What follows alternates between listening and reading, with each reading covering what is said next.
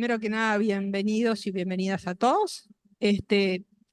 La actividad esta surge, sí, helada, tarde helada.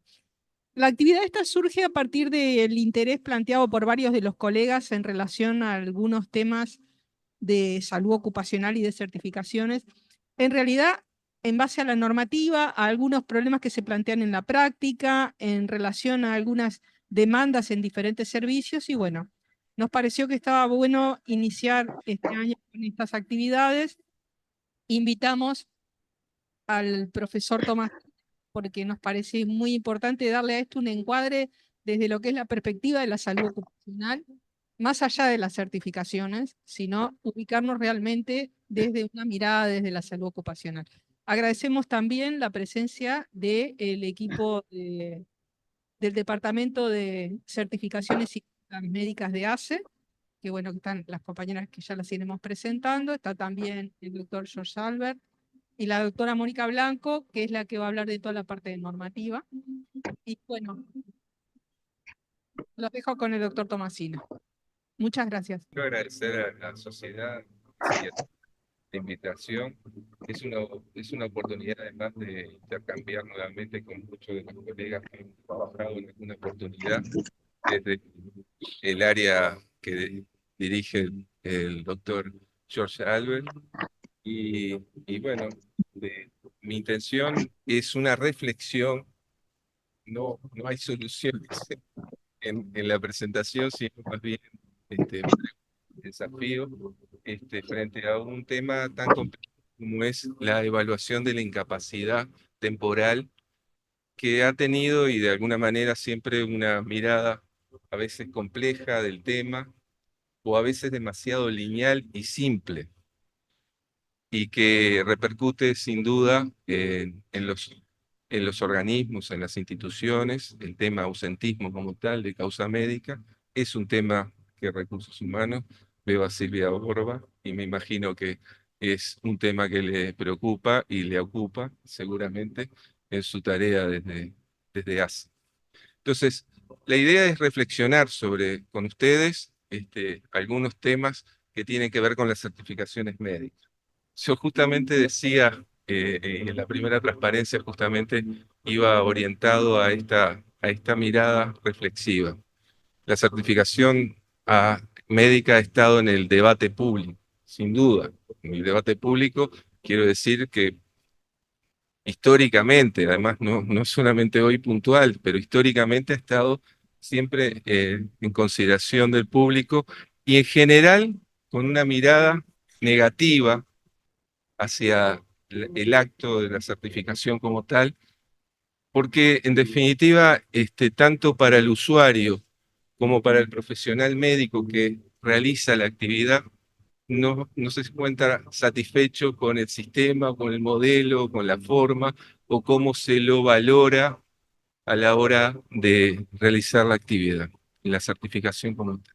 Yo creo que uno de los problemas está en parte expresado en esta transparencia. Dije transparencia, me delata la edad. Creo que uno de los problemas es que se lo asocia a una actividad básicamente fiscalizadora. Creo que ahí hay un primer eh, pensamiento, primera idea a reflexionar. Si es de carácter fiscalizador, quizás por, por ese aspecto, no lo consideremos como una actividad propia profesional, y no estamos contribuyendo a lo que los profesionales de la salud tenemos como norte, que es la promoción, la prevención, el cuidado de la salud. Entonces, me parece que ahí hay un primer elemento.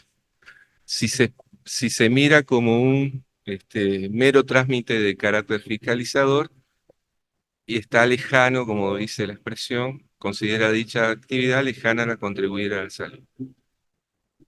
También, y no podemos dejar de mirar la realidad, ha habido también cuestionamiento de la veracidad, perdón, del acto o de la certificación. Ha habido críticas, si está sostenida o no como tal la actividad, y la certificación como tal, bueno, cuestionando si era realmente veraz o es solamente un certificado por complacencia.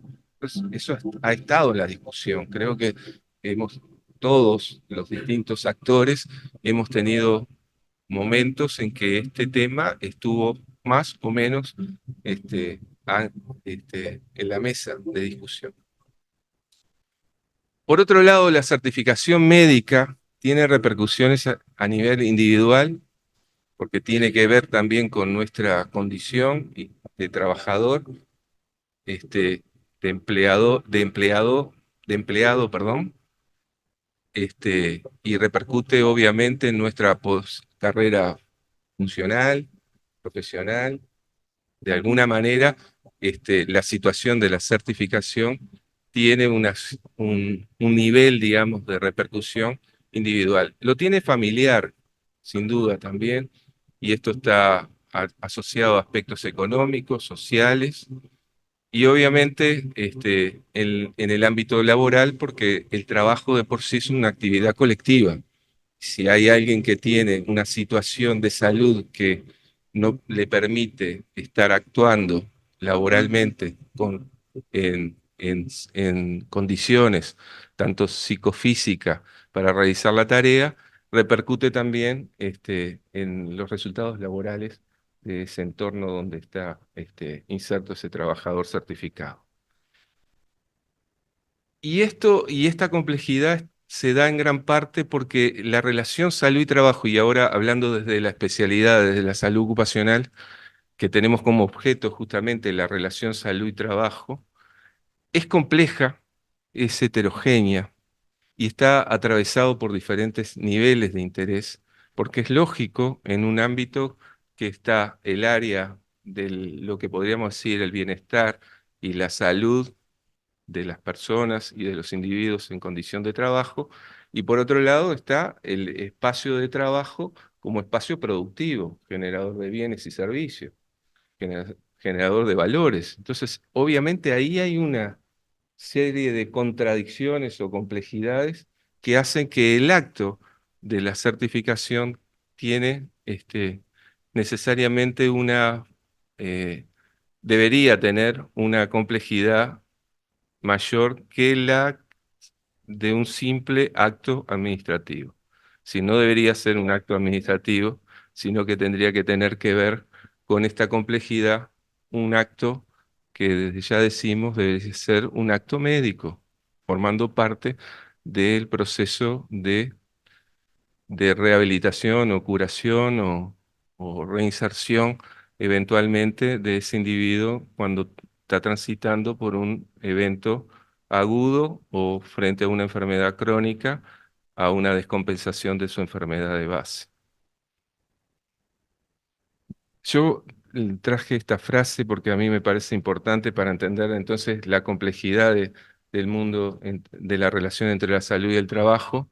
Es de Giovanni Berlinguer, un médico salubrista italiano que falleció hace unos 4 o 5 años, integrante de la Comisión de Determinantes Sociales de la Organización Mundial de la Salud, de la OMS, que plantea algunos aspectos de la relación trabajo y salud, que es esa interfaz entre la biología humana y la economía de las empresas, de las instituciones, y la biología humana, los aspectos que hacen a la salud en forma integral, ¿no? Del individuo.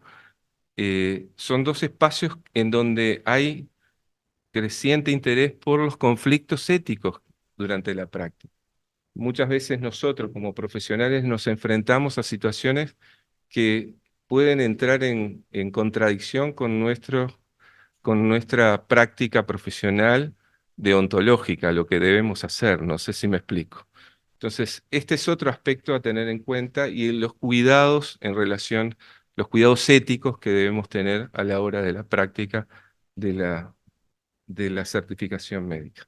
Hasta ahora estoy reflexionando sobre la mirada negativa del acto y luego voy a tratar de enfocar a lo que debería ser el acto de certificación y cómo contribuir, cómo el acto bien realizado puede contribuir a la salud y a la promoción de la salud del individuo en condición de trabajo. ¿Algún comentario quieren hacer? No, no pretendo hacer una charla magistral, simplemente son algunos, si hay algún comentario o reflexión.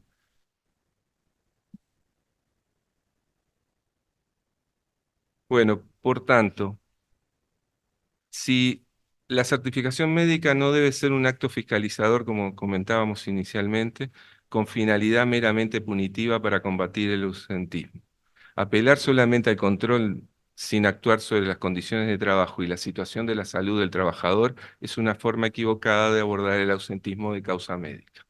Solamente pensar que por el control, por la certificación, sin tener en cuenta los aspectos del proceso salud-enfermedad de la persona, actuando sobre ella, y sin actuar sobre las condiciones de trabajo. Ustedes saben que un aspecto que en general la OIT repite, la Organización Internacional del Trabajo, insiste mucho de que el ausentismo puede ser un indicador indirecto de malas condiciones de trabajo.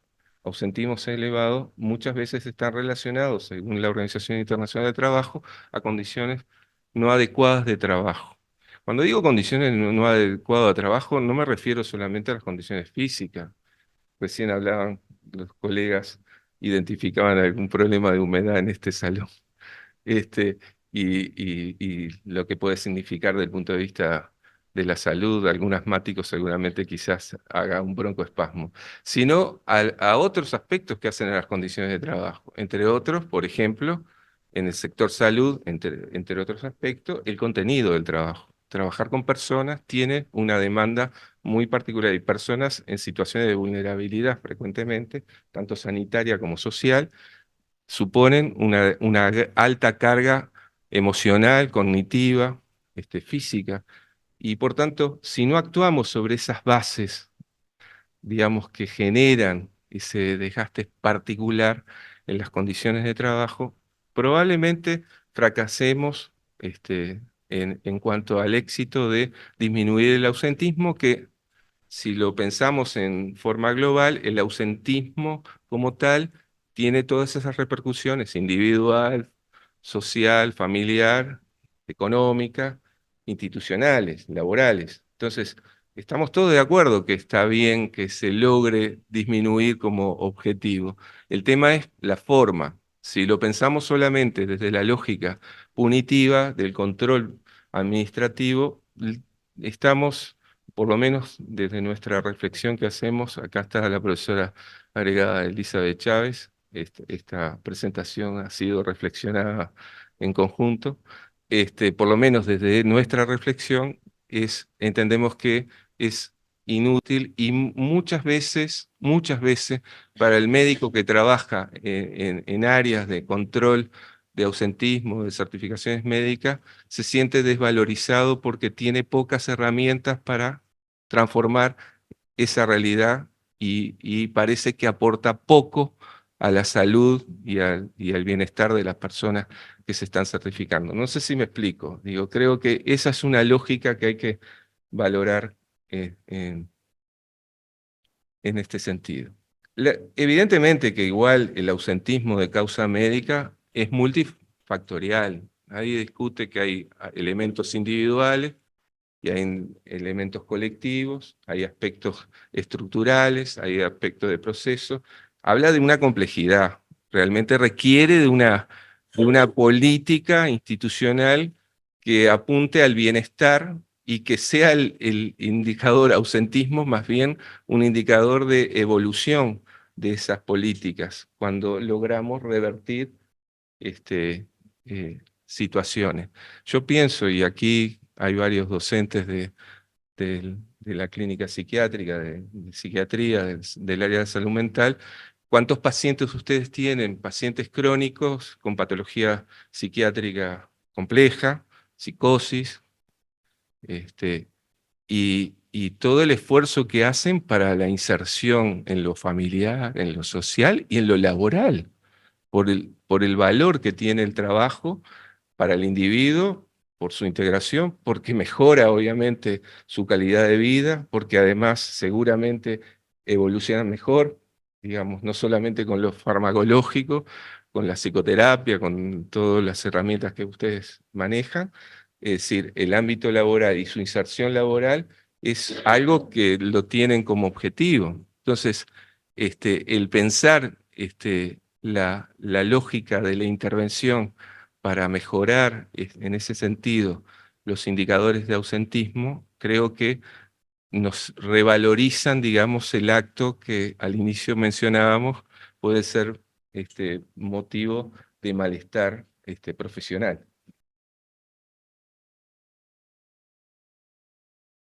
Bueno, justamente, de esa óptica negativa puede ser una práctica inútil y perjudicial. Hay un autor argentino, Mario Epperman, que dice que prácticamente es una práctica que no debería realizarse si no se encuadra en esta relación de promoción y de prevención en vinculación con las mejoras de las condiciones laborales del sector.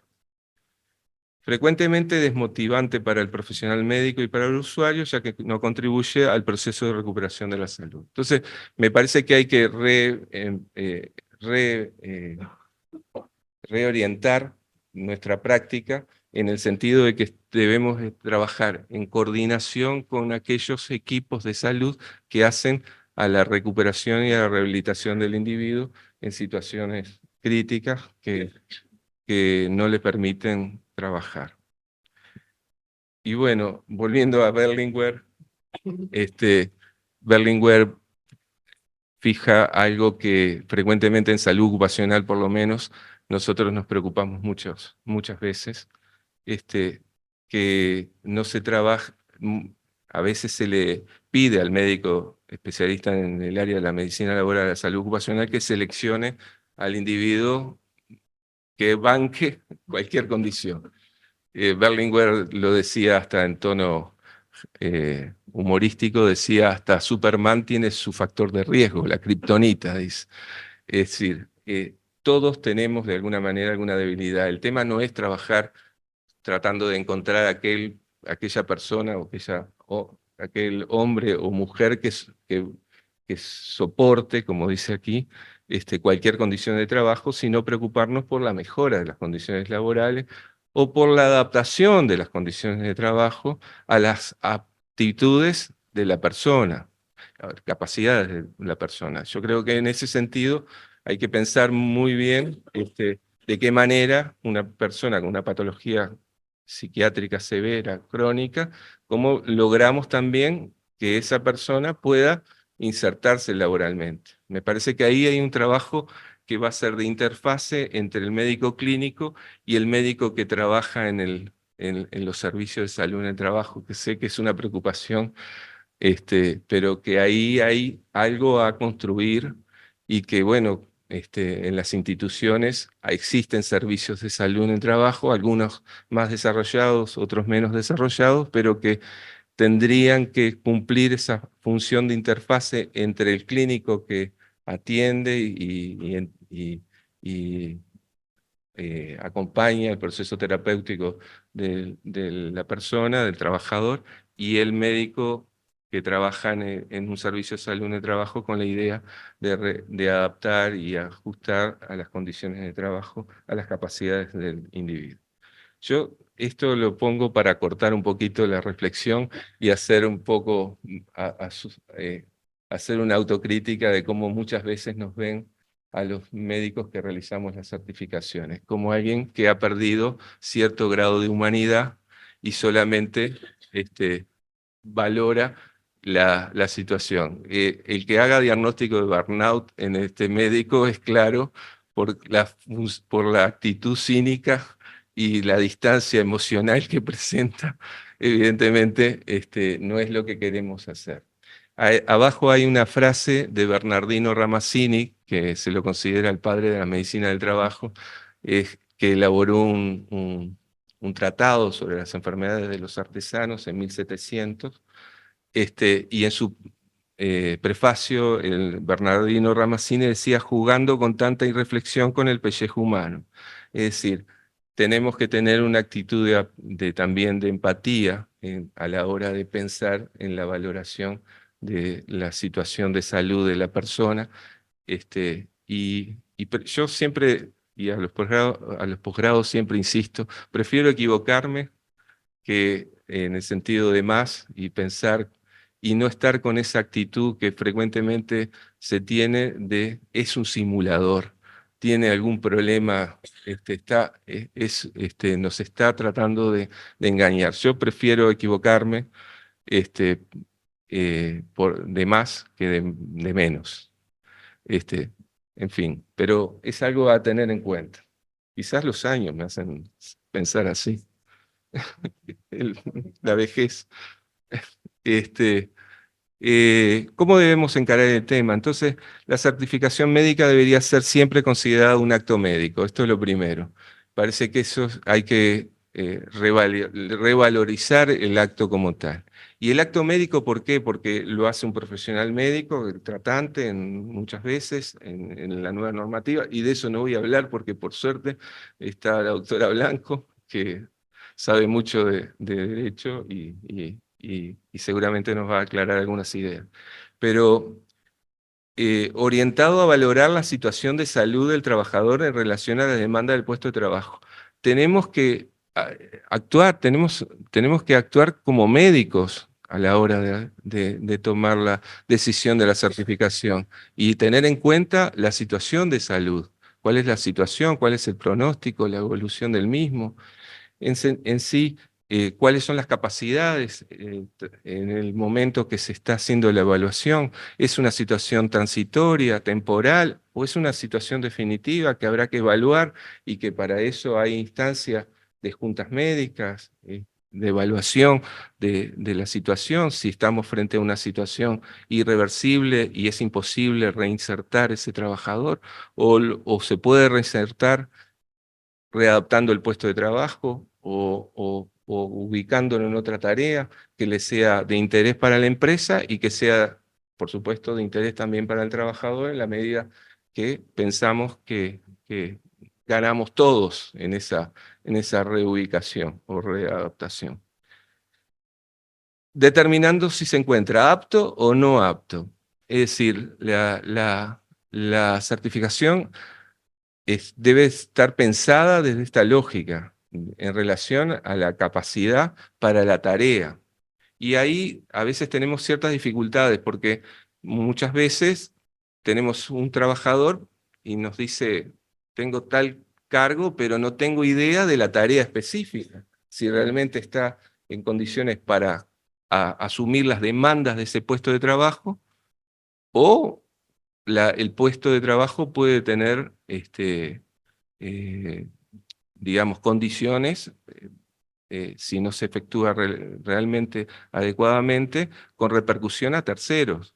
Es decir, la certificación también tenemos que valorar si está apto para la tarea como tal, si puede desempeñarla como tal, por su capacidad individual, personal, pero también por la posibilidad de un daño a terceros. Piensen en determinados tratamientos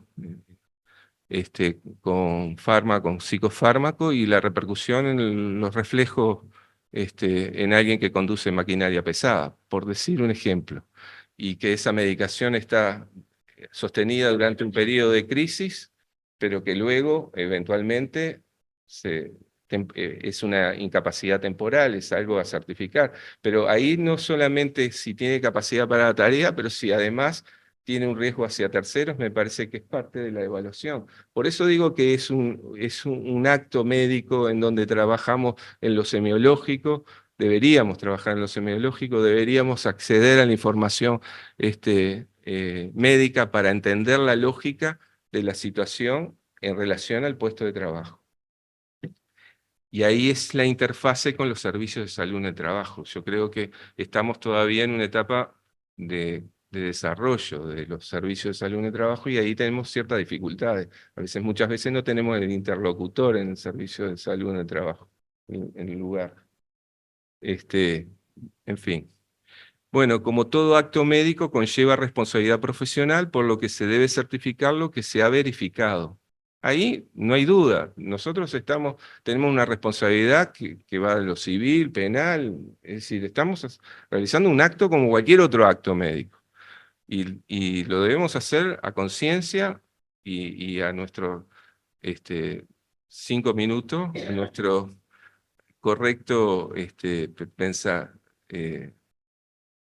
actuar, nuestras consideraciones éticas, deontológicas que mencionábamos anteriormente y nuestros conocimientos profesionales sobre el mismo.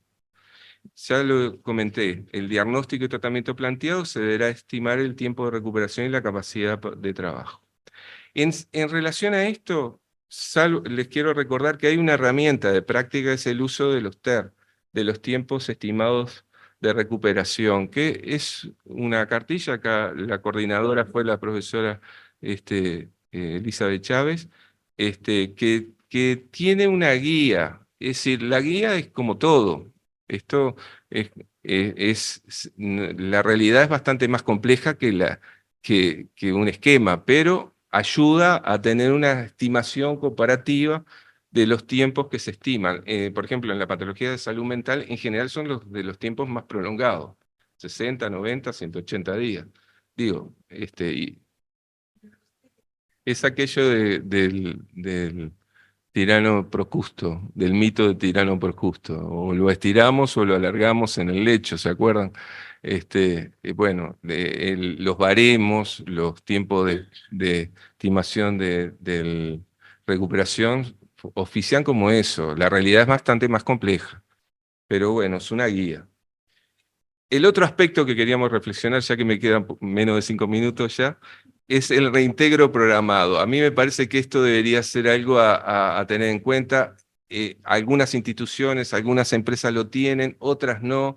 A veces es un poco, depende de la flexibilidad, pero es muy importante que hubiera la posibilidad de un plan. Sobre todo me estoy refiriendo a certificaciones prolongadas en el área de la salud mental. Son muchas las realidades en ese sentido.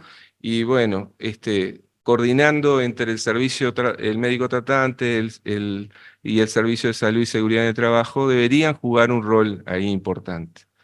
Generar un plan de reinserción que contemple la progresividad, el reintegro y la eventual adaptación del puesto de trabajo o la reubicación del trabajo. Bueno, hoy son obligatorios los servicios de salud en el trabajo y es parte de la normativa del decreto 127 del 2014, que reglamenta el convenio internacional 161 de la OIT sobre el servicio de salud en el trabajo. La realidad es que es muy heterogénea. Hay realidades, hay instituciones, empresas, organizaciones que han avanzado, otras no. Pero ahí hay algo que es una herramienta que deberíamos apelar. Es que no hay ninguna norma, o sea, hace recomendaciones y si el empleador lo contrata, se supone que es para tomar en cuenta lo que el médico dice, pero no hay ninguna norma que exija al empleador a una reubicación o a una adaptación, ¿no? Esto es negociación y es parte de lo que nosotros como médicos en salud ocupacional hacemos, ¿no? Tratar de articular y hacer entender al empleador siempre bajo la confidencialidad, o sea, sin decir diagnósticos, es tratar de hacer entender al empleador que la mejor forma que ese trabajador pueda volver a su puesto de trabajo es haciendo las modificaciones que se recomiendan, ¿no? Sí, es un tema complejo, por eso decíamos interfase entre la salud, trabajo, la complejidad, los múltiples intereses, obviamente, y hay instituciones que tienen una capacidad más flexible y con mayor sensibilidad, no sé si decirlo así, a estos temas, y hay otras que no, y así lo vivimos. No sé si me explico. Es un tema complejo desde el punto de vista jurídico, porque estamos hablando de trabajadores todos, sector público y sector privado. En nuestro derecho existe determinadas protecciones y no podría de pronto, porque ahora cuando tú hiciste esa reflexión, yo me fui para el lado del sector público. Sí podría haber una ley que obligue a la administración a que sea vinculante el dictamen de salud ocupacional. De hecho, la legislación que ahora la vamos a ver, es una de las soluciones que da la reinserción y la adecuación, aunque eso le cueste el cambio de escalafón. Típico caso de las enfermeras con patologías de Sí, sí, columna, lo que típico. es muy visto en ACE. Pero algo que tenemos que tener en cuenta es que un trabajador en el derecho nacional, en nuestro orden jurídico, que es de lo que puedo hablar en el sector privado, sería imposible que la legislación me obligara a tener a un trabajador y bancármelo y reubicármelo, porque acá existe algo que es el derecho a despedir, Sí. tarifado. Si está enfermo y lo despido, tengo una pena, pero está tarifada, no me está impedido. No, Yo, no es como ilegal. dueño de la propiedad privada, tengo también ese derecho consagrado como derecho fundamental en la Constitución de la República. O sea, que a veces es todo hermoso, pero tenemos esas grandes dificultades jurídicas. Bien, ya veo que va a estar rico el intercambio. Por último, para terminar y cumplir con el horario, el otro aspecto es verlo desde la perspectiva de la salud pública como espacio, como disciplina. La certificación médica puede ser fuente de dato epidemiológico de importancia si se realiza con esta seriedad del acto médico. No sé si me explico, porque a partir del mismo podemos obtener información valiosa, por ejemplo, de identificar los problemas principales en los distintos colectivos. De alguna manera es una forma de valorar el riesgo desde lo ocupacional y plantear planes preventivos o de promoción en el ámbito laboral. Gracias. Como médico en un servicio de salud, identifico que hay un determinado sector que está teniendo un aumento del ausentismo. Bueno, ahí yo tengo que ir a ver cuál es la causa, ¿verdad? Y es lo que decía Fernando, ¿no? Evaluar los puestos de trabajo, el proceso de trabajo, a ver si hay algún factor del ámbito laboral que está incidiendo en ese ausentismo, ¿no? Y ahí plantear las medidas de corrección, ¿no? O sea, en cierta forma, si uno lo mira de una mirada más arriba, los datos que yo pueda obtener sobre el ausentismo son importantes, ¿no? O sea, el análisis de la certificación. Muchas gracias. Creo que, digo, es clarísimo la complejidad del tema, ¿no? Digo, y que de repente uno tiene como una mirada muy del operativo cotidiano y de todas estas otras miradas como casi prejuiciosas acerca de lo que implica la certificación en la práctica nuestra. Bueno, ahora sería la intervención del equipo de certificaciones y juntas médicas de ACE. Acá las tres compañeras que armaron la presentación son la doctora Karina Quines, que es ex profesora adjunta de psiquiatría, la doctora Soledad Brescia, ex profesora agregada de psiquiatría, y la doctora Viviana Porto, actual profesora adjunta de psiquiatría. Bueno, adelante. Bueno, ¿cómo están? En realidad quedé pensando un poco en la presentación, que creo que el COVID fue de alguna manera lo que nos hizo ver las certificaciones de otra manera, ¿no? Pensando un poco más desde ese lado médico, que... Ah, yo dije, ¿quién estaba hablando? Y era Sandra. Que ¿ahí no se escucha bien? Bueno, nada, eso mismo, de que era una manera de cuidarnos entre todos y que decías, no, tenés tos y salir corriendo. Ya no, nos olvidamos un poco, pero bueno, nada, me quedé pensando en eso. Yo voy a contarles un poco cómo funcionamos y bueno, quiénes somos parte y cuál es la función del Departamento de Certificaciones y Juntas Médicas de ACE. Bueno, en realidad empezamos el tema para destacar la importancia con dos preguntas que, bueno, que están todas como enrabadas en lo que un poco planteaba el profesor y también lo que vimos hoy juntas con la doctora Blanco. es cuánto sabemos de lo que significa una junta médica y cuánto sabemos acerca de las consecuencias de las certificaciones prolongadas, ¿no? Creo que eso lo dejamos un poco para el debate. Bueno, vamos a contarles cómo son las características de este departamento. Está compuesto por funcionarios administrativos, departamento administrativo de juntas médicas y la secretaría, la dirección, auxiliares de servicio, vigilancia y los técnicos médicos, que en este momento contamos con medicina general, cirugía, neurología, médicos de familia, medicina interna, psiquiatría y cardiología. La población objetivo. Acá lo que quisimos poner es, bueno, en realidad son todos los funcionarios públicos de todo el país, aunque existen algunas excepciones de algunos ministerios y de algunos departamentos que no las hace el propio departamento.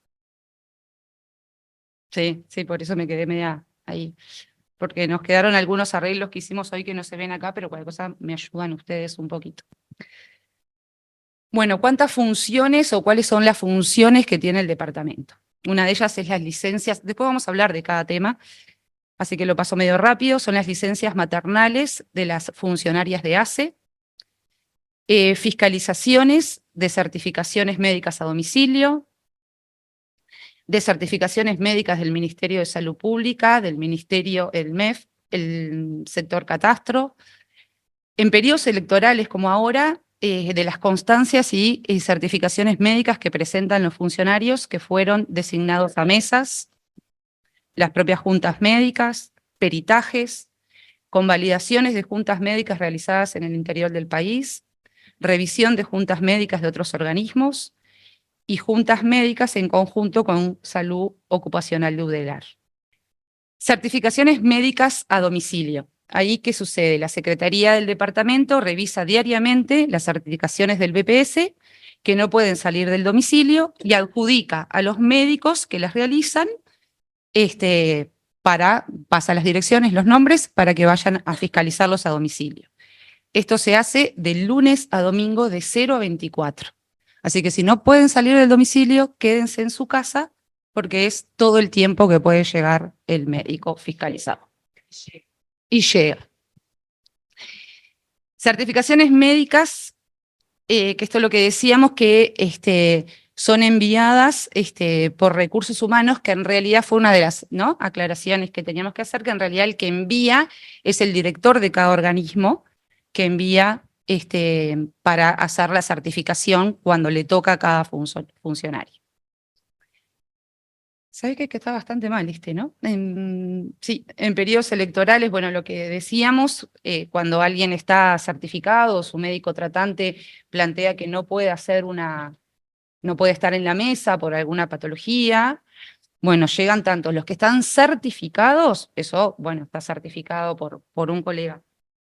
Pero hay en otros casos que es una constancia de alguna enfermedad y nosotros lo que vemos es, bueno, es válida como para hacer la certificación o no, y quizás haya causas que puedan ir igual, ¿no?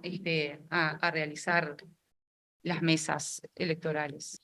Bueno, estábamos en la de los funcionarios que les tocan las mesas electorales y presentan constancias o certificaciones de no poder concurrir.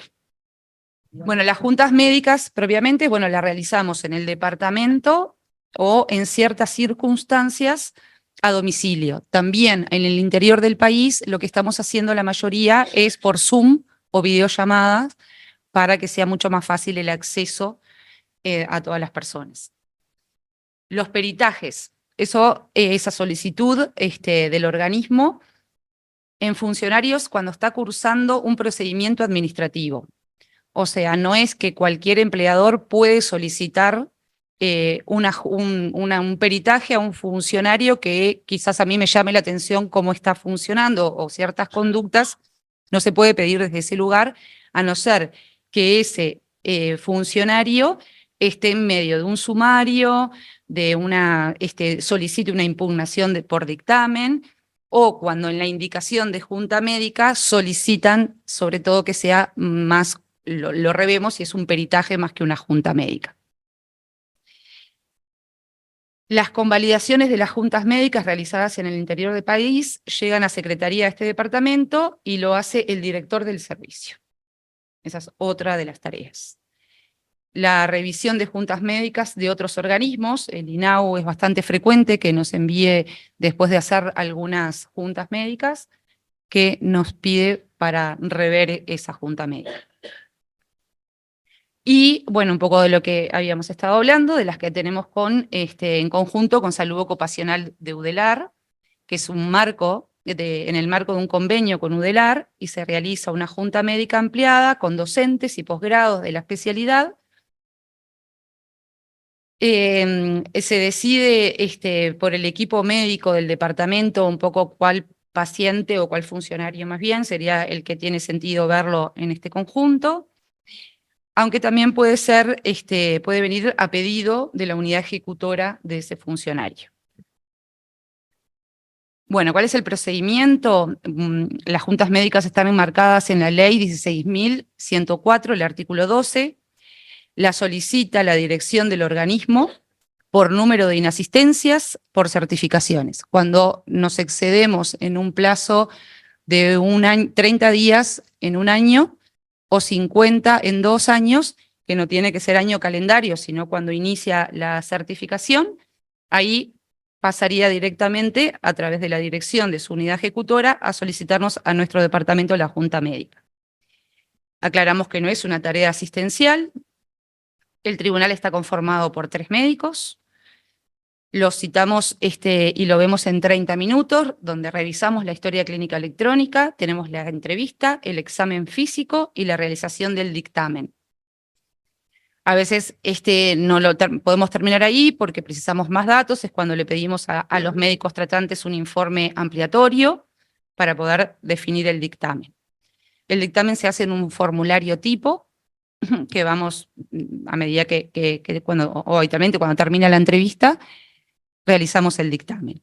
Ese dictamen se envía vía mail a la unidad ejecutora y el funcionario lo firma, los manda a Recursos Humanos y firma ese dictamen, que en realidad si ponemos que está apto, eso lo que hace es cerrar ese expediente y con eso si el funcionario tiene que volver a certificarse por una causa, por la misma o por otras, se inicia de nuevo esto de contar los 30 días en un año o 50 en 2. Bueno, lo registramos en la historia clínica electrónica, no aparece información, obviamente, de la patología del paciente, a diferencia del peritaje, y que vuelve a la unidad ejecutora, lo hablamos. Bueno, mientras van poniendo la presentación, presento a la doctora Mónica Blanco, que es asesora de Recursos Humanos de ACE. Gracias. Es abogada y bueno, va a hablar de toda la parte normativa. Bueno, buenas noches para todos. Complementando un poquito la presentación, porque ella me pidió que le mandara algo que no te mandé. Solo referir que estoy como asesor legal de la Gerencia de Recursos Humanos desde el año 2006, es decir, desde que ACE pertenecía al Ministerio de Salud Pública. Así que me tocó, justo entré a raíz del inicio de la descentralización en el año 2005. Como quien dice, bueno, nazco con ACE. Entonces, bueno, en cuanto a este tema y a otros tantos más, puedo relacionar un poco cómo ha sido la evolución. En realidad, voy a hacer un pequeño preámbulo porque yo había pensado, cuando me dijeron de esta presentación, lo que pensé es, bueno, les ilustro cómo ha sido la normativa y los cambios que ha tenido a lo largo de los tiempos, y saco una conclusión, que el legislador permanentemente está legislando para quienes no están enfermos. Esa es la conclusión que se saca, porque era como decía hoy el doctor Tomasina, tenemos un sentimiento de prejuicio de que no está diciendo la verdad, porque quienes trabajamos en las áreas administrativas percibimos realmente. Y la legislación, no me quiero detener, imponía la realización de un sumario administrativo desde el año 1990, más o menos con las mismas condiciones de ahora, cuando se acumulaban faltas durante 1 año o 2 años, pero íbamos a la destitución, porque una de las causales para destituir a un funcionario público es la ineptitud. La ineptitud puede ser de orden moral, puede ser física o puede ser psíquica. Lo cierto es que yo estoy hablando, no se olviden de las certificaciones en el área de los funcionarios públicos. No voy a tocar el tema de empresas privadas. Pero en realidad, bueno, la única forma de desvincular mediante un sumario administrativo al funcionario, de desvincularlo o destituirlo, es previo al sumario administrativo. Caía muy mal eso, porque había gente que tiende a pensar que el sumario es por un mal comportamiento o un tema disciplinario. Y hubo tantas quejas que en realidad hubo una novedad que fue en el año 2010, cuando se sigue permitiendo destituir, pero sin sumario administrativo. Fue una novedad que tuvimos que adecuarnos. No es necesaria las rigideces de un sumario, sino que era un mero procedimiento. En el año 2019 se elimina la posibilidad de destituir. Entonces hubo un levante enorme en las certificaciones y bueno, como paliativos puedo relacionar que nace como servicio descentralizado. Lo que se hizo fue, hacer mediante una negociación colectiva que no alcanzó al sector médico, ni médicos, ni odontólogos, ni químicos, que son los que están juntos en el convenio colectivo, pero sí al resto de todos los funcionarios. Se hace una negociación colectiva y se dice, bueno, subsidiamos a quienes están enfermos, no se les paga los primeros 3 días y se les retiene el 10% del salario. En el año, creo, si mal no recuerdo, fue el 2018, se hace un plan piloto de hacer un cambio en ese sentido y decir, bueno, vamos a probar qué pasa. Se logró en el Ministerio de Trabajo un convenio, no se les va a descontar nada a los del sector público. Y las certificaciones subieron desproporcionalmente. Y bueno, y después ahí ya no tenemos sumario, que esa es la situación que estamos en este momento atravesando, y es el hecho de que no hay sumario administrativo, sino una reinserción laboral en donde se hace sumamente necesario la intervención de las unidades de salud ocupacional. Entonces, adhiero totalmente a las reflexiones del doctor Tomasina, porque en realidad, claro, el legislador tiene las herramientas limitadas, en el sentido de que, bueno, siempre piensa, si ustedes se ponen a pensar, a ver, sí, pensaron en sumario administrativo, descuento del 50% de haberes si no cumplen con los plazos, que ahora lo vamos a ver, destitución, o sea, yo siempre estoy apretando. ¿Para qué? ¿Por qué? Porque hay un desmadre en las certificaciones y bueno, la parte de las soluciones fueron bien ilustradas por el profesor. Así que, como les dije, vamos a ver las certificaciones y está absolutamente reglado. Esta es la norma que en la actualidad nos rige, el artículo 12 de la ley 16.104, como yo les decía, del año 90, pero la redacción actualmente vigente es el artículo 17 de la ley 19.996. Bueno, esto es súper aburrido, siempre me toca lo mismo, la parte aburrida del... las condiciones para poder realizar una junta médica obligatoriamente están dispuestas también por la ley y es, como lo había dicho la doctora, si el funcionario incurre en inasistencias por certificaciones médicas, 30 días en 12 meses, 50 días en 24 meses. Ahí se moviliza un mecanismo, se arma un expediente y se procede a requerir los servicios de el Departamento de Certificaciones Médicas de la Administración de los Servicios de Salud del Estado, que es el órgano competente para determinar la aptitud del funcionario público a partir del año 2010, por ley, porque en los periodos anteriores no se mencionaba para nada a quién tenía esa competencia. Y ahora lo que vamos a ver un poquito es cómo se desencadenan de acuerdo a los distintos dictámenes. Si el funcionario, la Junta Médica lo declara apto para el desempeño de sus funciones, tiene que reintegrarse en un plazo de 72 horas al servicio.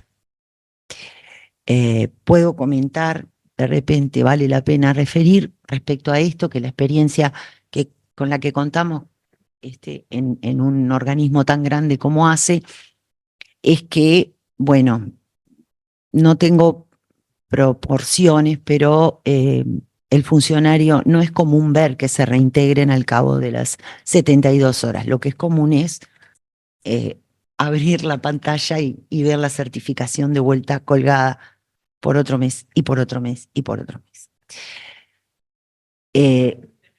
No, yo no dije todos, por eso no hablo de proporciones, pero los que llegan a mí son todos los que no se reintegran, porque al abogado es la tarea nuestra, llegan los problemas, nunca va a llegar algo solucionado o fácil.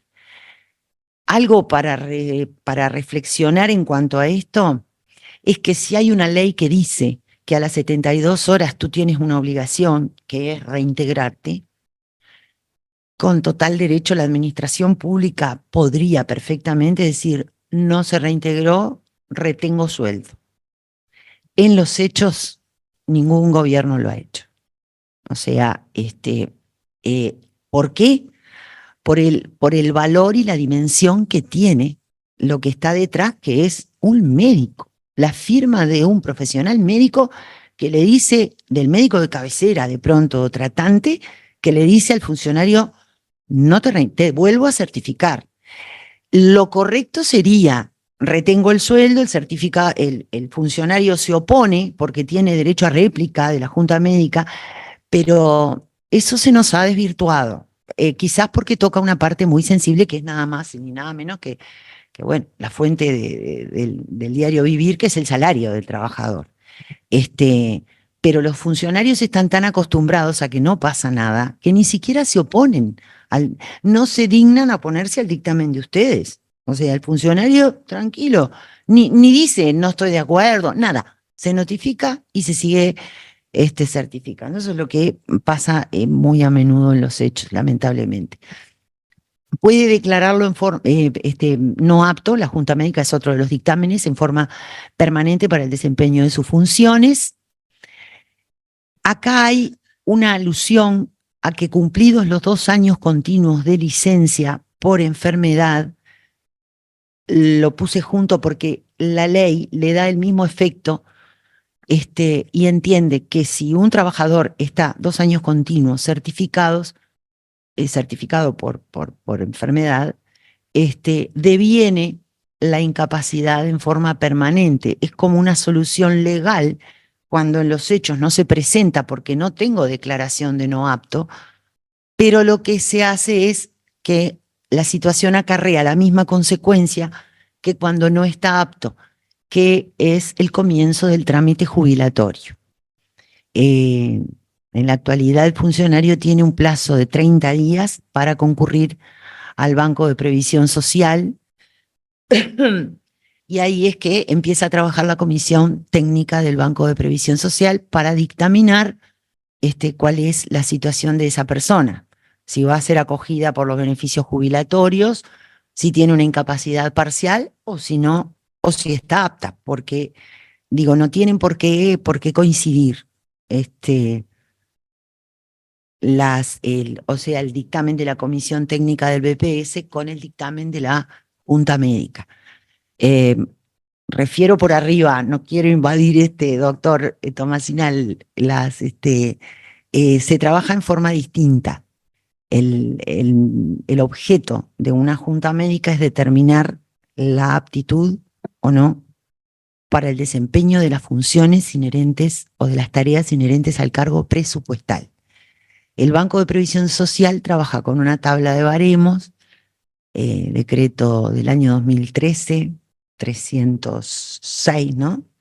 306, y tiene, bueno, otro tipo de mediciones, razón por la cual muchas veces sucede que hay una discordia entre un organismo y otro.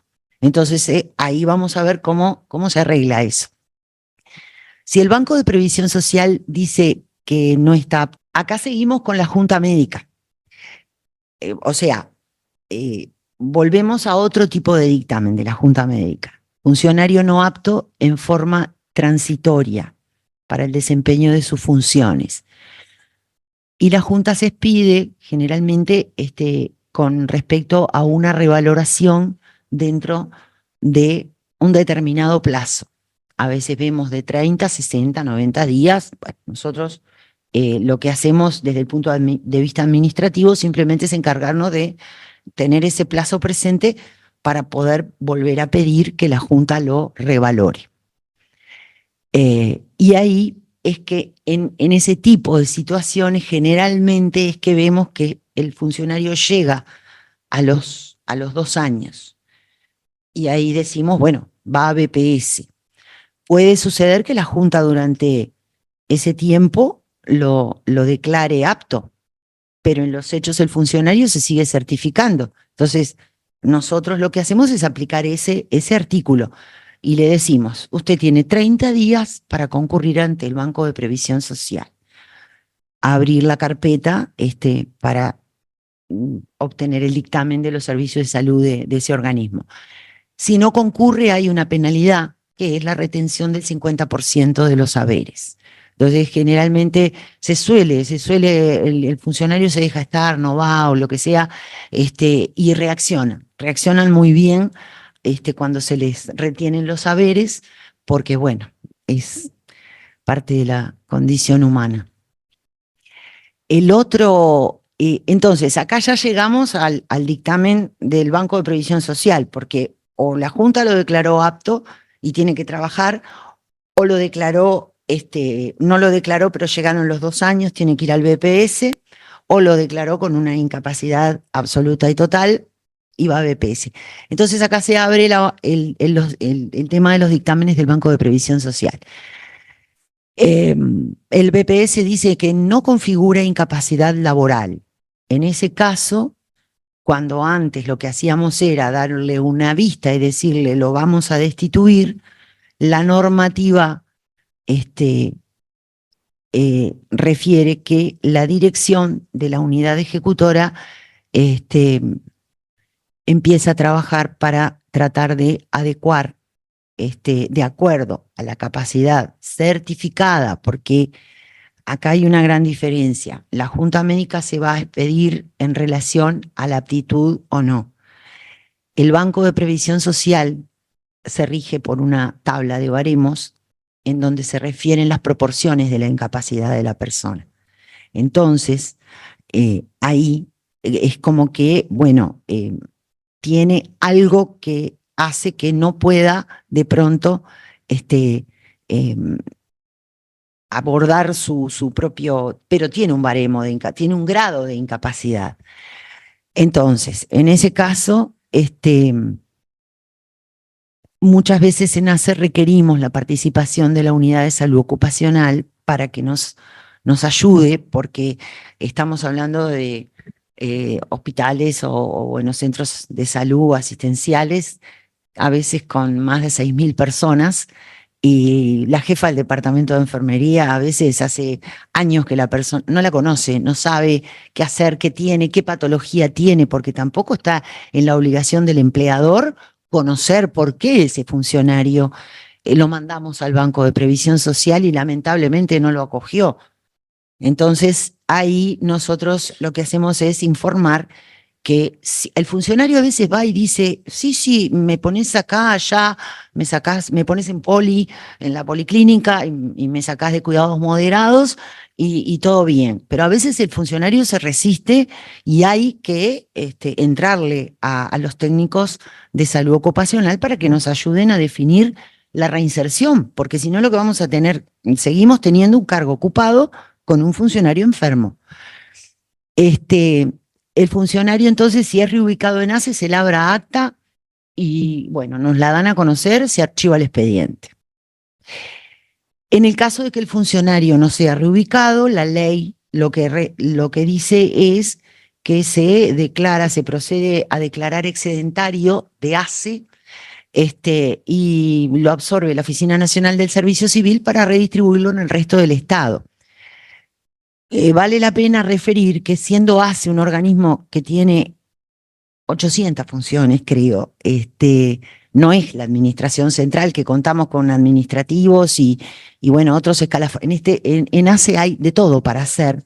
Nunca, y eso lo digo con absoluta certeza, puedo referirlo porque he estado desde el nacimiento de ACE en el lugar en que estoy, nunca declaramos la excedencia de ningún funcionario en ACE. O sea, nunca mandamos al servicio civil, porque nosotros también tenemos funciones administrativas y abrimos la puerta y si hay que encastrarlo en una función administrativa y cambiarlo incluso de escalafón, es viable.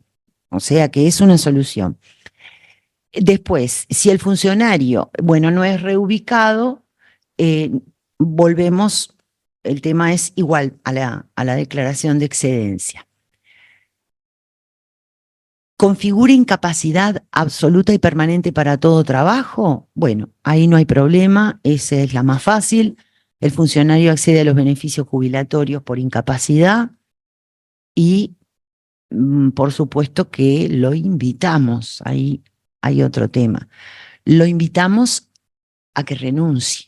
La ley anterior decía destitúyanlo, porque no está apto. Pero ahora yo no puedo obligar a nadie a que renuncie. Y nos pasa, y es una experiencia que comparto, que el funcionario, a sabiendas de que su jubilación va a ser inferior a su salario, no renunció. Entonces, en el caso de que no renuncien, no queda otra que iniciar un sumario administrativo, pero por la causal de la omisión como funcionario público a dejar el cargo vacante para que venga alguien que pueda atender a los enfermos, que es el cometido del organismo en el que estamos, ¿no? En nuestro caso particular. Por suerte, hemos tenido casos de negativas por parte de los funcionarios, pero somos un equipo y bueno, lo trabajamos, lo esperamos, les hablamos y tarde o temprano termina yéndose. Los entusiasmamos con la licencia que no pudieron gozar, de que si se van la pueden cobrar, aunque no es mucho, porque hay un tope que son 60 días, pero bueno, lo logramos, eso lo logramos bien. Este sería el caso de que configura incapacidad según el Banco de Previsión Social para el empleo o la profesión habitual. En ese caso, el Banco de Previsión Social le brinda un subsidio transitorio y nosotros procedemos a reservar el cargo. O sea, en otras épocas se destituían estos funcionarios porque ya no podés ser enfermera. Bueno, no, ahora se reserva, porque en esos 3 años, como la incapacidad no es absoluta y definitiva, puede haber una mejoría, el cargo se reserva. O sea que en eso estamos con un avance contemplativo hacia el funcionario. Goza del subsidio transitorio y tiene que ir, como más o menos siempre se estima, pusimos 6 meses, puede ir un tiempo antes, a hacerse una segunda revaloración, porque al cabo de los 3 años, el funcionario tiene que presentar cómo está, si su baremo bajó, subió o está igual. Ahí estamos entonces en el ámbito del segundo dictamen del BPS. Imagínense que pasaron los 3 años. El dictamen dice, configura la incapacidad absoluta y permanente. Reitero todo lo anterior que dije. Para todo trabajo lo jubilan. Por lo tanto, renuncia y se va. Queda el cargo vacante. Si permanente para todo trabajo. Después, a ver, cese de reserva de cargo. Resolución de la Gerencia de Recursos Humanos. Ahí quedó algo trabucado. Les voy a aclarar. El funcionario, si lo declaran incapaz, se va. No es necesario cesar la reserva. La reserva se cesa cuando el funcionario se reintegra, accede a los beneficios jubilatorios por incapacidad. Eso es, para acceder, deberá renunciar. Si el funcionario, se coló esa cosita. Si el funcionario no presenta la renuncia, se inicia el proceso de destitución. Me quedo pensando por qué incapacidad absoluta y permanente para todo trabajo. A ver si está en la otra página. Acá está. Quedó una línea que pertenece a esto. Estamos en el segundo dictamen del BPS después de los 3 años. Si no configura incapacidad laboral, se cesa la reserva de cargo y se le trata, ahí volvemos a la reinserción, a trabajar para la reinserción laboral, porque mantuvo un grado de incapacidad, pero no alcanza, porque no está incapaz para todo. Y como ya dije, reitero, puede tratarse de un técnico que no puede ejercer esas funciones y lo invitamos a hacer funciones administrativas, aunque tenga que cambiar su escalafón, porque el BPS no lo ampara. En el caso del cambio de escalafón, sí. Sí, porque te refiero a esto, chiquito, así no perdemos. El funcionario pretende que no se le toque el sueldo por razones de enfermedad, porque él no es el que tiene una discopatía degenerativa y no puede tender una cama en la enfermería. Y va a tener que ir, y trabajaba en la enfermería de un CTI, ponele, que tiene un complemento. Pero hace el Estado o la administración, tampoco es, ni puede ser responsable de cubrir el salario de un funcionario enfermo, porque para eso está el organismo previsional. Ahí es donde empiezan las colisiones entre los dictámenes, y hay que ser firme, porque el funcionario tiende a decir: yo no tengo la culpa de no poder estar en el CTI. Y yo tampoco. Lamentablemente es así. Entonces, bueno, reinsertamos, no echamos, no sacamos como antes. A veces hay que trabajar mucho para poder convencerlo. Entonces, estábamos en el dictamen de BPS segundo, en donde no configura y se tiene que reintegrar, y volvemos a tratar de reubicarlo. Se labra el acto de reintegro. Esto es lo mismo que sucedía en el caso de que el primer dictamen no le saliera positivo para la incapacidad, y se termina el procedimiento si el funcionario queda reubicado en ACE, y en el caso de que no se reubique, lo que ordena la ley, no es lo que hacemos, es hacer la declaración de excedencia, que incluso hay un plazo de 60 días. Generalmente tardamos más en reubicar. Bueno, acá terminó. Muchas gracias. Una preocupación que la vi, que fue dentro de las que manejó Fernando y que también manejó Mónica. Creo que hoy por hoy la posibilidad de que los médicos puedan ingresar a las historias médicas cuando están haciendo una junta médica les permite hacer una evaluación muy profunda. Entonces, por cierto que al ser un tribunal de excelencia, como son todos los médicos que tenemos en certificaciones, y además son 3 médicos, cuando dan un dictamen, es un dictamen muy serio. Y muchas veces el médico que atiende al funcionario no accede a ese dictamen. Entonces, a veces quizás un poco por la propia presión del funcionario, lo sigue certificando. Yo estoy segura que si el médico analizara el dictamen que realizó Juntas Médicas, la historia sería otra. Y luego, por otro lado, una cosa que creo es muy importante con todo lo que tiene que ver con la historia clínica y demás, es que hoy por hoy, por suerte para los médicos que muchas veces se sentían muy presionados, principalmente, por ejemplo, trabajando en los hospitales o en las mutualistas, que igual los paraba el funcionario en un corredor porque quería que le hicieran una certificación.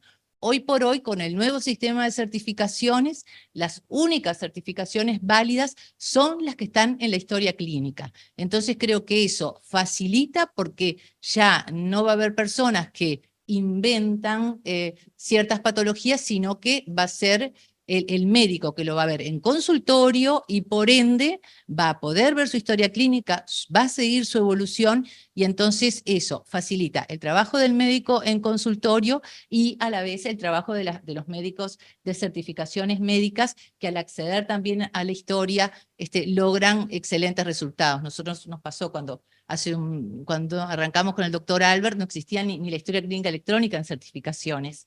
Y hoy por hoy, ese acceso que pueden tener los médicos es fundamental. Creo que es un detalle no menor que quería hacerles la reflexión. Muchas gracias. A mí me pasó muchas veces en mi actividad privada de que si no era un paciente donde yo también trabajaba en una mutualista o no conocía a algún médico en la mutualista, era complicado certificarlos. Pero eso tiene alguna solución porque a mí ahora ya no me pasa, ya no trabajo, pero me pasa. Pero me pasó muchas veces que el paciente está en un callejón sin salida. Yo, como su psiquiatra tratante, decía, no puedes ir trabajando, y si no accedía a algún colega, quedaba sin certificación. ¿Cómo se arregla eso? Porque justamente en nuestra actividad hay mucha actividad, o hay actividad privada, y somos los protagonistas y los responsables de ese paciente. Si hay que certificarlo, porque trabaja, no sé, yo qué sé, en cualquier lado, ¿qué hacemos? ¿O qué hubiera hecho, mejor dicho? Yo soy el médico, yo soy el psiquiatra tratante de un paciente privado. No estoy en ese sistema. Entonces, considero que tiene una depresión mayor y tiene que certificarse. Pero yo soy el que lo atiendo, no se atiende en SMI. ¿Qué pasa con ese paciente? Toda la actividad privada no está en la historia clínica. Obviamente. Hay una pregunta que es para Mónica sobre Junta Médica para Pacientes Oncológicos en ACE. Con relación a esa consulta, la legislación tiene una contemplación especial para los pacientes oncológicos. No para los pacientes oncológicos, corrijo, para quienes están bajo un tratamiento oncológico, no se computa el plazo de los 30 días en 12 meses, ni el de 50 días en 24 meses, por ende puede suceder, y no es un incumplimiento, digo, a lo que obliga la norma, que si el funcionario está en ese momento sometido al tratamiento y está inhibido de trabajar no por la enfermedad oncológica, sino porque está cursando un tratamiento de esa naturaleza, podemos sortearnos los plazos, pero la Junta Médica hay que hacerla igual. Tarde o temprano se hace igual. No sé si está respondida la pregunta para quien consultó. Seguimos ahora que ya tienen una serie de cosas más para plantear y después hay algunas preguntas más que habían mandado y si tienen preguntas las personas que están acá también. Rápidamente, nos había quedado las reflexiones, pero en realidad creo que hay algo que no quedó muy claro. Capaz que la mayoría de los que estamos, la mayoría estamos trabajando en este departamento, nos pareció obvio, pero hay algo que cuando nosotros terminamos el dictamen y ponemos, por ejemplo, que el paciente no está apto, ahí podemos, en esto que decía la doctora Blanco, de darles un plazo donde lo vamos a revalorar a ese paciente.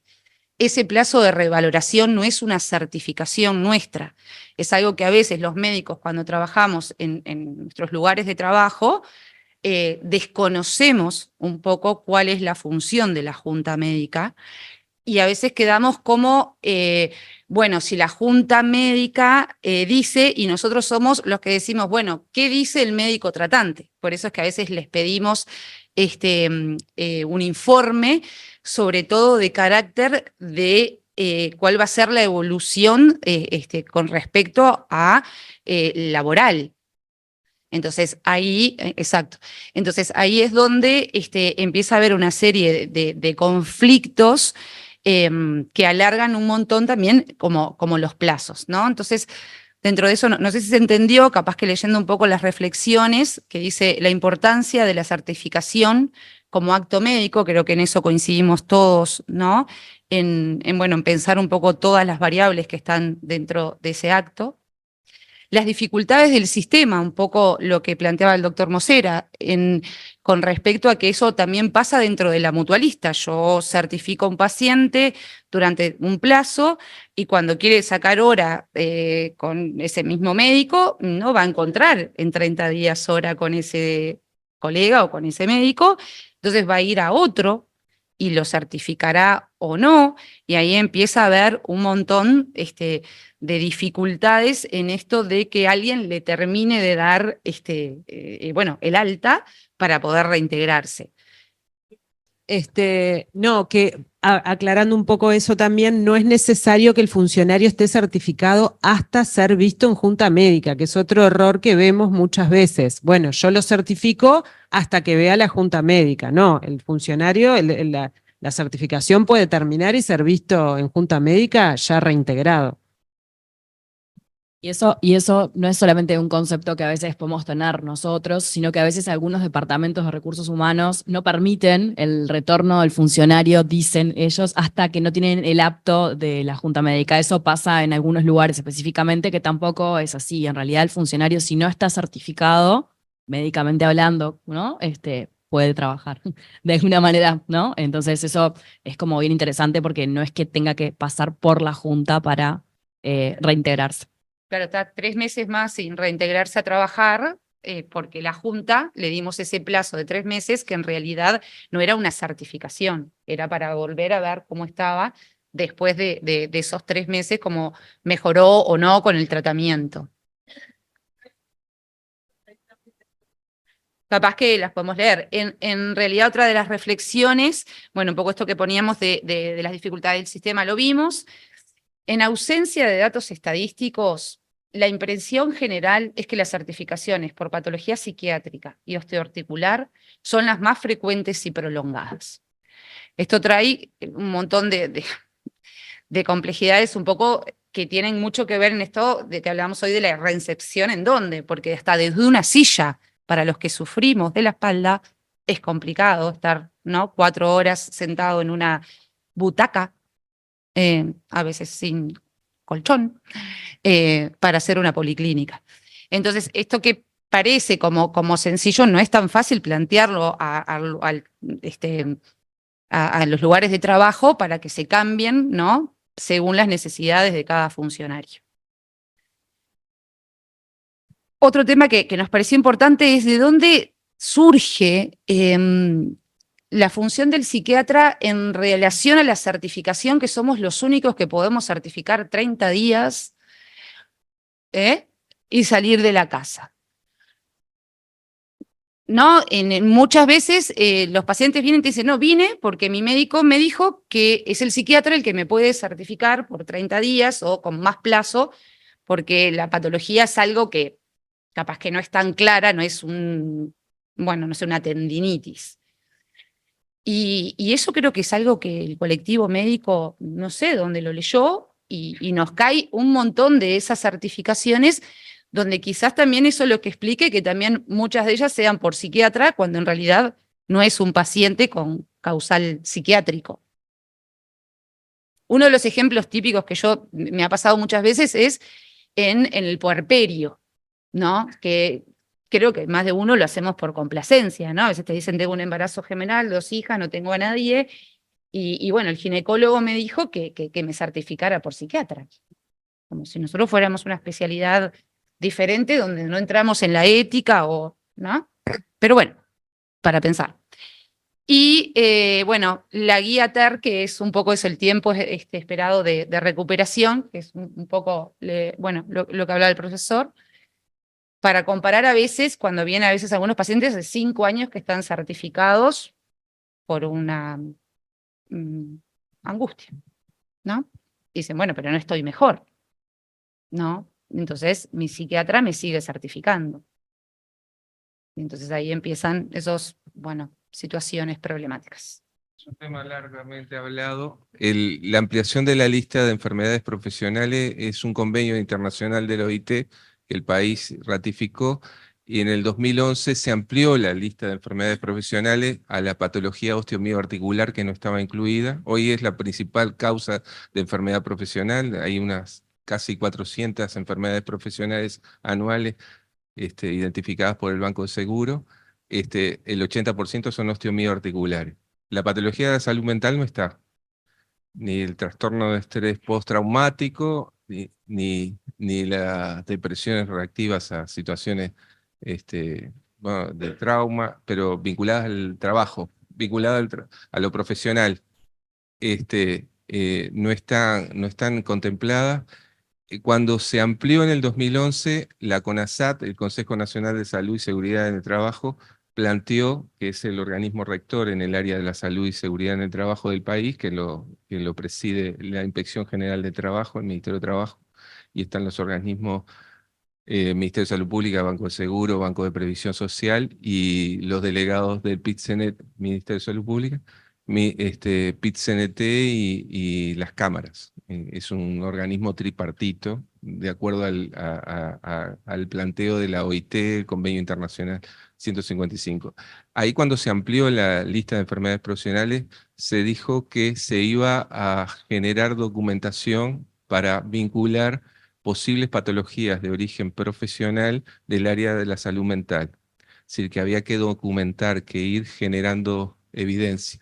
Creo que se ha acumulado bastante, sobre todo, ustedes lo ven, ustedes como profesionales en psiquiatría, pero nosotros lo vemos también de lo laboral, los trastornos de estrés postraumático frente a situaciones violentas, incidentes, accidentes que ocurridos en el trabajo, y esas situaciones hoy ya tenemos bastante evidencia, y hay evidencia internacional como para vincularlas de origen profesional, como para ampliar la lista. Eso está planteado, desde el 2011 está planteado como generar evidencia en ese sentido. Ha habido un planteo últimamente en la CONASAT para ampliar en ese sentido, pero por ahora seguimos sin considerar las enfermedades profesionales del área de la salud mental. Eso es lo que decíamos, la información epidemiológica que puede dar cuando se hace un certificado, una certificación médica desde el punto de vista como acto médico, digamos. Ahí hay una evidencia interesante. Y la otra de acoso laboral, el acoso laboral no es una patología, no es un diagnóstico clínico. Ese sería el primer concepto. Es un diagnóstico jurídico. Es el juez el que determina si hay una situación, una figura como tal.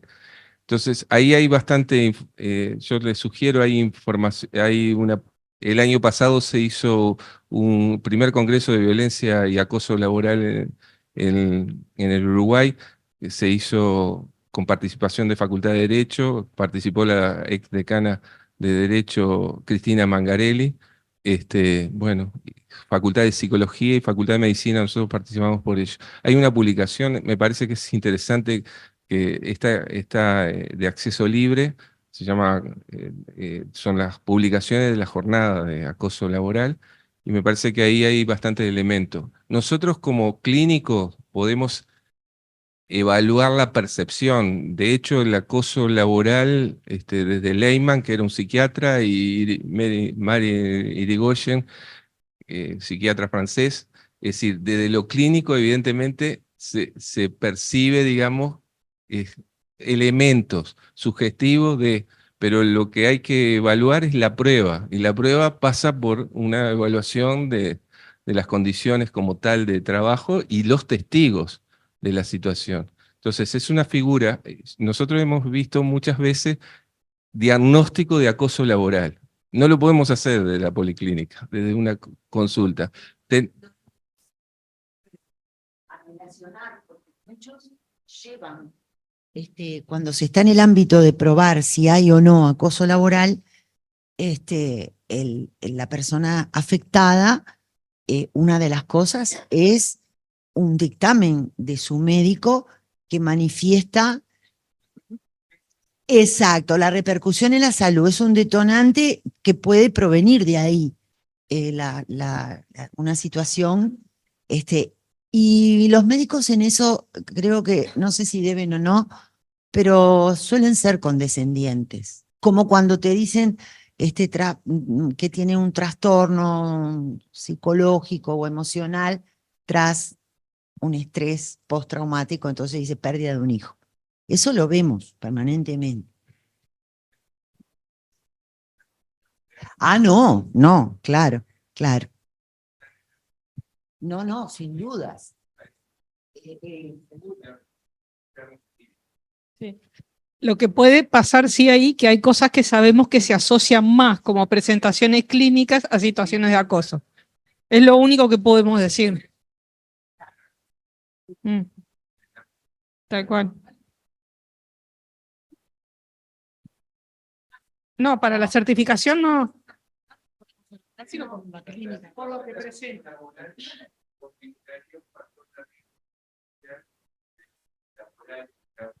Y desde el punto de vista de como factor psicosocial puede generar una situación de ansiedad generalizada, yo qué sé, o depresión reactiva a la situación. Igual es frecuentísima la Sí. Y el tema ahí es que si no cambia la situación en el lugar de trabajo, se mantiene la...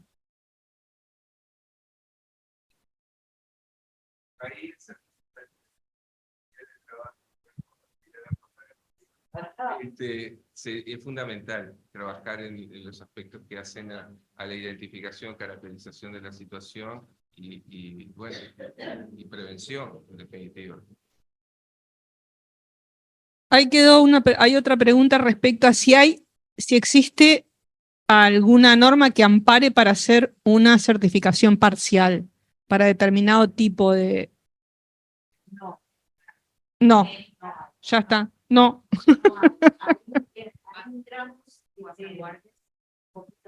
Para relacionar. Entramos en el tema justamente de lo que sí existe para la mayoría de los organismos es la reinserción con horarios disminuidos. ACE en particular no lo tiene, pero es una práctica habitual y bueno, llenamos el vacío legal por analogía porque la administración central lo tiene, es un plazo máximo de 9 meses y en realidad es una certificación parcial en los hechos porque yo estoy pagando el 100% del salario y el funcionario está yendo la mitad del horario de pronto o un horario disminuido porque la norma no dice que sea a medio horario. O sea que eso lo practicamos. No está previsto, pero se aplica. Y es una herramienta.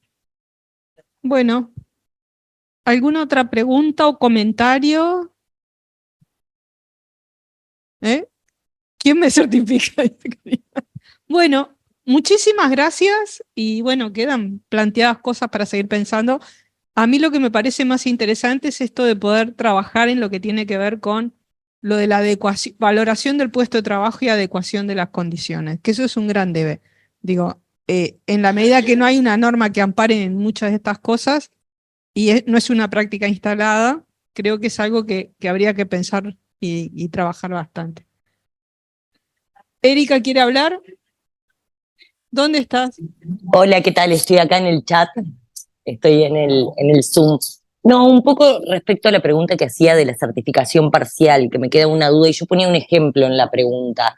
¿Qué tal? ¿Cómo andan todos? Perdón que no pude concurrir presencialmente. La duda que a mí me queda es, por ejemplo, sucede sobre todo en el embarazo y bueno, mucho en el ambiente médico, ¿no? De que la paciente cuando está embarazada, muchas veces, por ejemplo, no puede hacer guardia, pero sí puede hacer policlínica y puede desarrollar otras actividades, ¿no? Y eso, a eso me refería con la certificación parcial. ¿Cómo se hace una certificación de esas características o cómo se avala una certificación de esas características? No solamente para el Estado, en general lo pregunto, porque a veces nos pasa en lo personal, ¿no? Que de repente alguno de nosotros podemos realizar una tarea o no. Por ejemplo, tú podés hacer una policlínica si tenés una fractura de miembro inferior, pero no podés hacer una guardia. ¿Por qué se contempla para el embarazo y no se contempla para otras situaciones? Esa es la pregunta. Estrictamente no se contempla para ninguna en la normativa, ¿no? Ah, bueno, o sea, en el embarazo se hace, pero Es no un poco lo sería que ya había como... respondido Mónica. Perdón, capaz que yo vieron algunas cosas que no las pude escuchar porque tuve trabajo- dificultades en la conexión. El trabajo nocturno, en la embarazada, el trabajo en áreas de radiología, está previsto que haya una reubicación. No obstante, no esté previsto, antes que certificarse, estamos con los oídos abiertos, esperando que me digas, no puedo hacer guardia, incluso recuerdo alguno que otro caso de una médica que tuvo un problema oncológico y que no podía hacer guardias porque no podía trabajar en la noche por el grado de, bueno, no sé qué, era algo muy técnico, y se le reubica de alguna forma, porque siempre es preferible. Y se suele dar mucho en el personal médico porque tienen multiempleo. Entonces, se me certifica porque en ACE solo hace guardias. Yo no le doy la oportunidad, le estoy causando es un tema, porque en lo privado haga poli, pero está bien clara, muy, muy buena la consulta. Sí, siempre es algo que me generó dudas y en realidad me pasó en un contexto de pandemia con una paciente médico que en realidad lo que tenía era una claustrofobia que la limitaba muchísimo y ella podía trabajar, pero si le tocaba en área COVID no toleraba el traje. Y fue muy difícil negociar con sus empleadores que no pudiera ir al área COVID. Y yo no tenía un amparo para justificar eso, ¿no? Fue más que nada en realidad terminaba haciendo como certificaciones, los días que le tocaba área COVID la certificaba y después no. Entonces era una situación bastante irregular que fue manejada de una forma bastante artesanal, pero en realidad ella podía trabajar en un montón de áreas, pero no en el área COVID. Pero bueno. Por eso la pregunta. Bárbaro, muchas gracias. Muchas gracias. Muchas gracias a todos. Bueno. Hasta luego.